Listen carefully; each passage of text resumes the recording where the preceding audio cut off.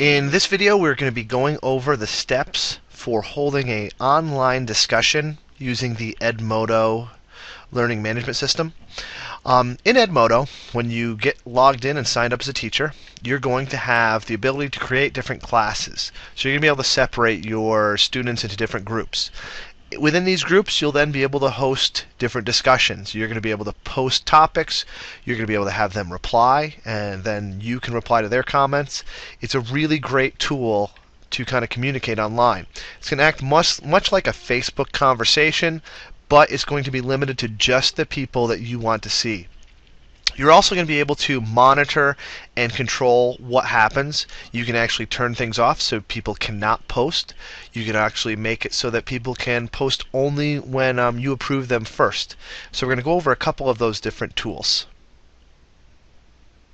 So let's say I would like to start a discussion topic. What I need to do is I need to go up to the post section, and I'm going to make a post that's going to be kind of the basis of the discussion. Now you can just type in a question or an observation and ask people to respond. You can also post some media there. You can find a picture or an article or a link you want people to go to. For this particular one, I'm going to post a video I found on YouTube on a teacher that has flipped her classroom. So I'm going to add my comment, which is going to be, so my question is, how do you feel about the concept of flipping the classroom? Do you think it has potential? Now what I can do is I can click link, and I can add the link of the page right here, which I copied and pasted.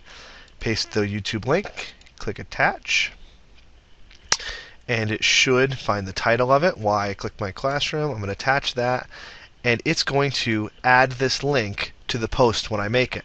Now this little red X here is here if in case I want to delete that and say, you know what, that wasn't what I wanted to post.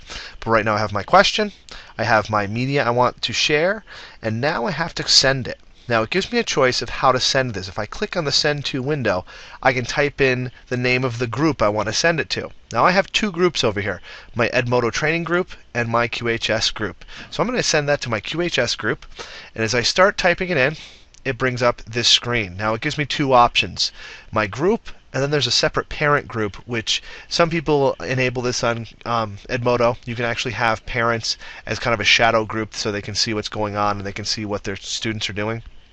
I am just sharing this to the student group. I will click on that. If I wanted to add another group, I could. So I could add my Edmodo group here, and I could find that, or I can find any other teachers that are connected on Edmodo, and I can add them. And I can send this conversation topic to two groups. Now that means any one of those groups can see it and see each other's comments. If I would like to separate this, I can click on this and get rid of the Edmodo group and just share it to this group. So I will click send,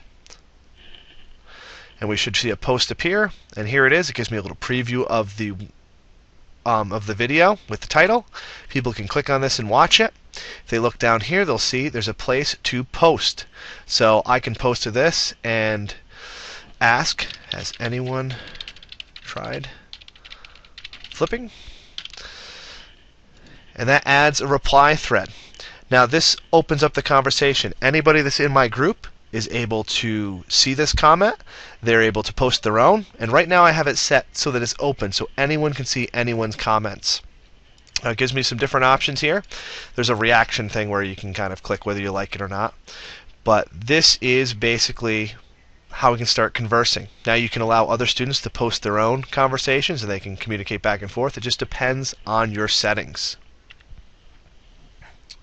Now we are looking at the same post a couple minutes later after one of my class people have responded. You'll see Pistol Pete down here, very handsome guy.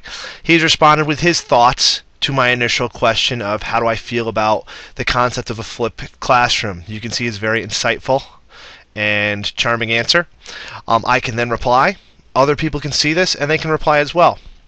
You can also see that since I have the settings made so that other people can post, he has started his own discussion thread on the page. I can actually respond to this if I want to, but that's what's going to happen with the whole conversation view of Edmodo. Now one of the other tools you can look at is you see this little graph next to the video.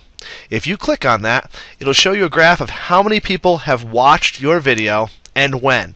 As time passes and as more and more people join your class and watch it, you'll see that change. Now, right now, there's one person in my class, and all of them have seen it.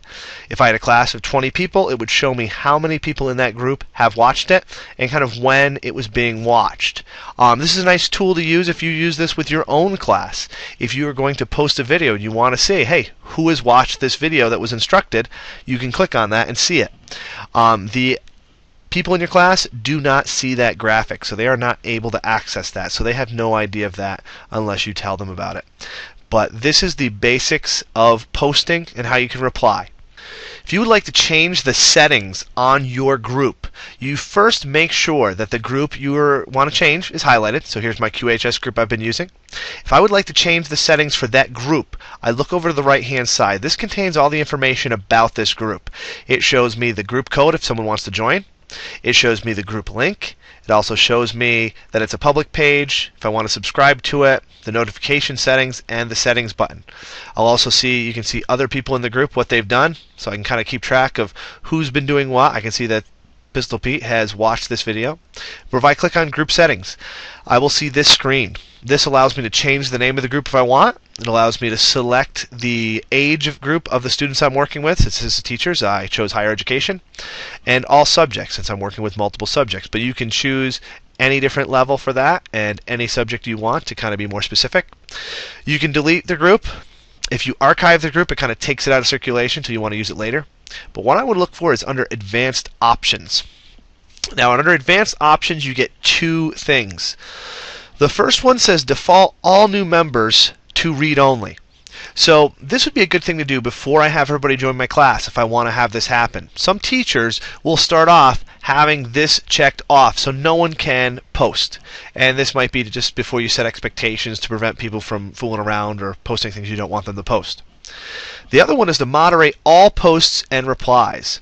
So I might click that one. I want my people to be able to post, but I also want to have some sort of control over it. So I'm going to check that box and click Save. Now the next time someone posts, I should be able to see it and control it. And I'll show you an example of that in just a moment. When it's time to moderate posts, you'll notice in your top right-hand corner in the notification section, you'll see a looks like a traffic light icon, and it will show any posts that need to be moderated. That means one of my students has posted something, and it is not shown up here on our page until I let it through. One of the nice things about this is the student is told that when they post something, a warning pops up and says, "This will not post until your teacher approves it." So it gives you that extra bit of control. This is not a bad idea to start with if you are working with a group for the first time and you're trying to set standards on what can be posted and what can't be.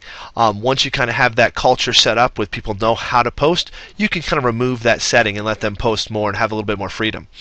Now if I look at the first post, it was a comment or a question they posted to the cohort, and it says, does anyone have the notes from the Science Tools PD session? That seems okay. I'm going to click OK.